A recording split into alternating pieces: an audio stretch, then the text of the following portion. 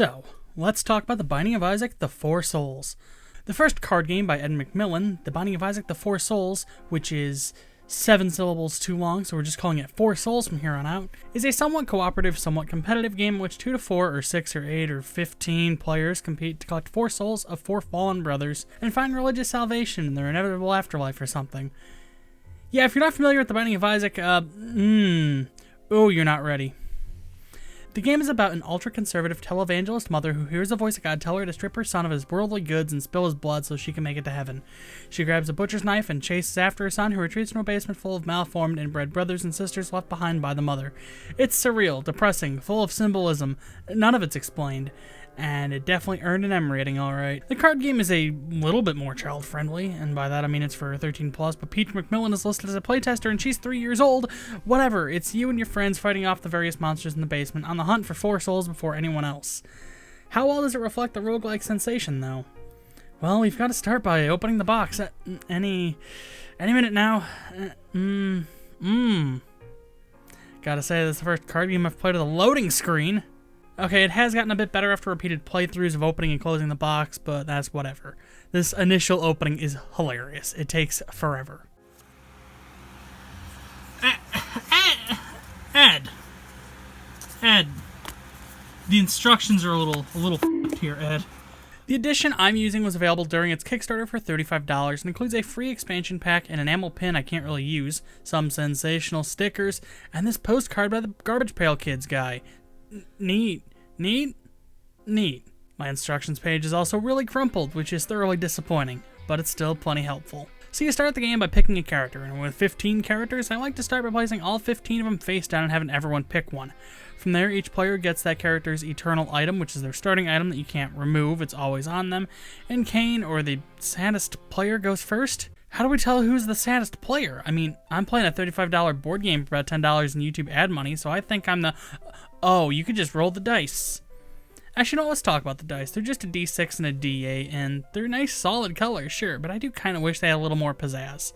Maybe a pentagram or something for the 1 pip. There was like a poll for what would be on the 1 pip. I don't think anything ever came out of that, or if it did, it was not in my edition. Maybe the D8 could have also been the font the game uses or something. They feel better than my bulk dice, but they're still not great. Anyways, place 2 items from the treasure deck face up to be the shop, place 2 monster cards face up to be the monsters in the room, give everyone 3 loot cards and 3 coins, and the game can begin. On the start of your turn, you get 1 extra loot card. You can play a loot card, you can play 2 if you use your character's active ability. You can use the active ability of any items you've acquired that are charged. You can spend 10 coins for a shop item, and you end the turn of the battle against one of the room's enemies or the top of the monster deck, which will overwrite one of the monsters already in the room. Roll the dice, and if it's equal to or above the die number here, deal some damage. If it's below, take some damage. And if it dies, you get some loot or money or treasure or maybe even a soul on your bosses, 2 on especially tough bosses. At the end of each turn, all characters and enemies heal, and at the beginning of your turn, all of your active items are charged, so your goal is to take out enemies that give you items you need to take on the soul-bearing bosses with ease, while also hampering other players, and you can do this in quite a few ways. Sure, you could straight up use the razor blade to damage another player to prevent them from being able to tank a failed dice roll, or you could use the Book of Belial to add 1 to a dice roll of a player that is in last to help them get a soul to prevent the next player, who might have 3, from winning next turn. That's kind of where the cooperative, competitive nature of 4 Souls comes in, and it's definitely in character for how the Binding of Isaac typically goes. This is a Gestalt done right. Good on ya, Edmund. Speaking of being in line with the Binding of Isaac, 4 Souls is really inconsistent. Inconsistency is another Gestalt they have perfect. It's easy to get a bad run, end up with just 1 or 2 loot cards at a time, and wind up dying over and over. It's also easy to wind up with 10 treasures and 30 coins in your coffers, attacking everyone and shrugging off any harm that could come to you, and steamroll your way from 0 souls to 4 in a couple turns. I've been on both sides, and in case you're asking about the latter one, skeleton key, damage boosts, a small stockpile of soul hearts, some other healing items. You can do it. You can get like 6 souls in 1 turn if you really, really want to. Randomization is the name of the Binding of Isaac, when it's not called the Binding of Isaac. So 4 Souls has that Gestalt nice and packed away for sure. And while streamlining death into just losing some treasure, a loot card, and a penny, and deactivating any active items till your next turn is nice and prevents constant dying from feeling too awful, I do wish there was some sort of mercy mechanic.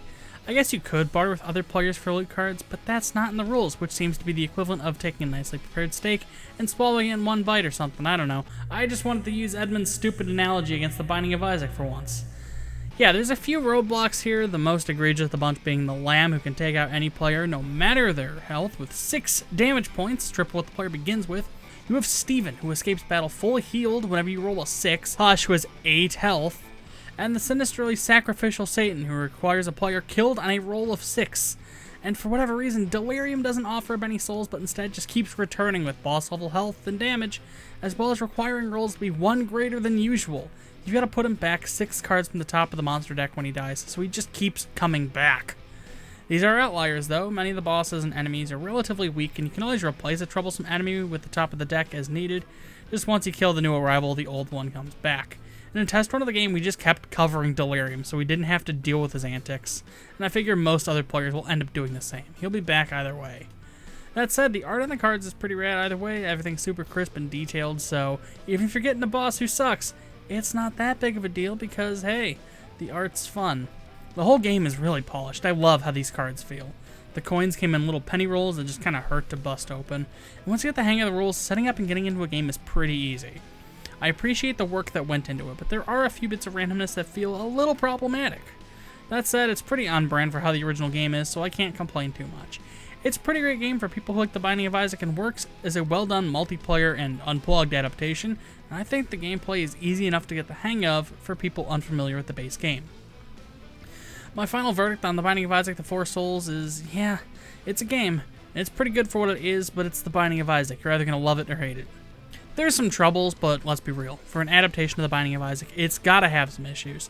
But I guess you could just remove problematic cards you don't want to deal with and not be flagged as a cheater. If you didn't kickstart the game, Edmund will be selling copies throughout at least 2019 with expansion packs planned, but some of the cards here are only available to Kickstarter backers.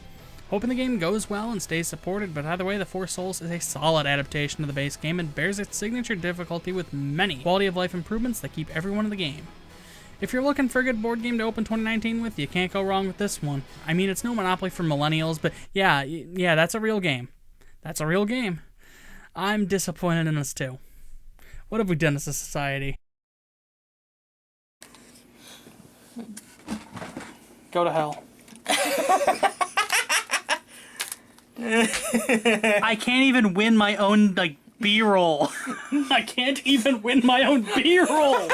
If you like this video and you'd like to see more, I'd recommend subscribing. Patreon and social media links are in the description.